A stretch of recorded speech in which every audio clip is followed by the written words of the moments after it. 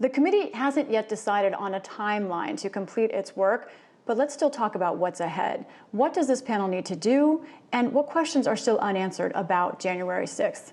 Seamus Hughes is a counterterrorism expert with the Program on Extremism at George Washington University. He previously worked for the National Counterterrorism Center and the Senate Homeland Security Committee.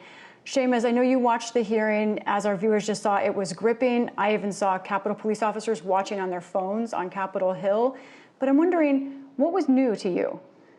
I don't know if there's anything new in terms of information. What was new was telling the story, right? And that's the goal of a first hearing.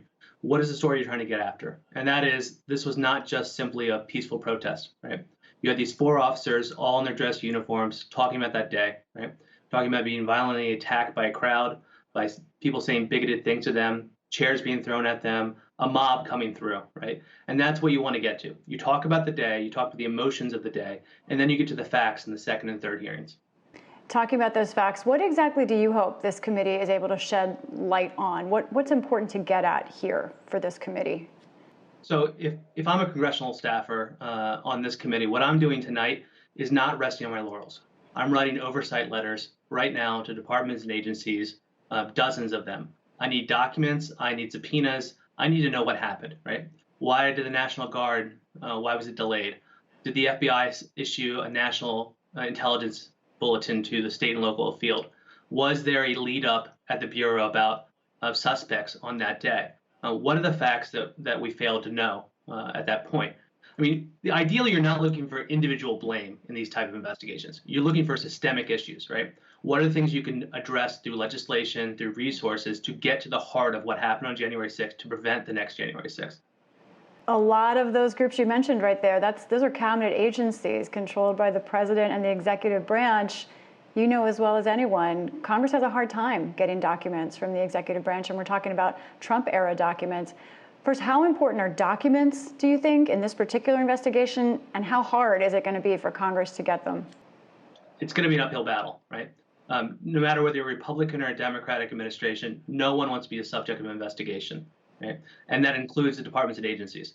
They're not going to willingly hand over 302s, the investigative documents from the FBI. They're not going to willingly hand over DOD memos, right?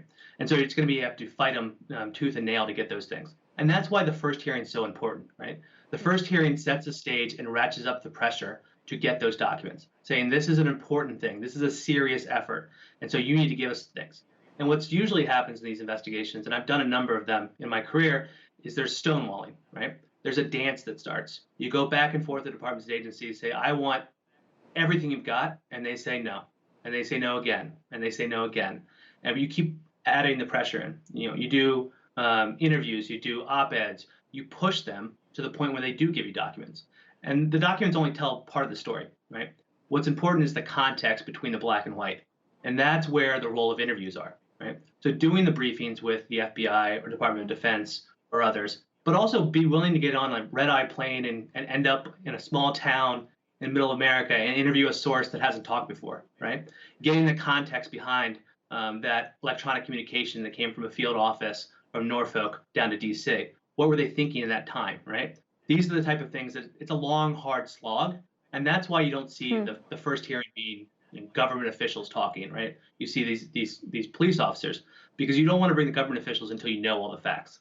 In the last minute or so that we have left, bring us up to speed on where this government is right now, our government, with extremism, and especially racist white supremacist group the FBI has named, and also the groups that still want to reject the election. Where are we? What's the danger right now? Well, right now, they've had about 550 people have been arrested as it relates to January 6th, and they come from a smattering of different groups, from the Oath Keepers, the militias, to the Proud Boys, the general white supremacist individuals drawn by the conspiracies and things like that. But this hasn't happened in a vacuum. The last 6 months, the Biden administration has released a new domestic terrorism strategy, the first time they've ever done that. We're seeing FBI agents who used to work international terrorism cases get it moved on to white supremacy cases. You're seeing a plus up of resources. Assistant U.S. attorneys are prosecuting cases they never had before. And so you're basically seeing a complete sea change when it comes to counter-extremism programs in this country. In the past, understandably so, focused on international terrorism, but now they're focusing inward on domestic extremism.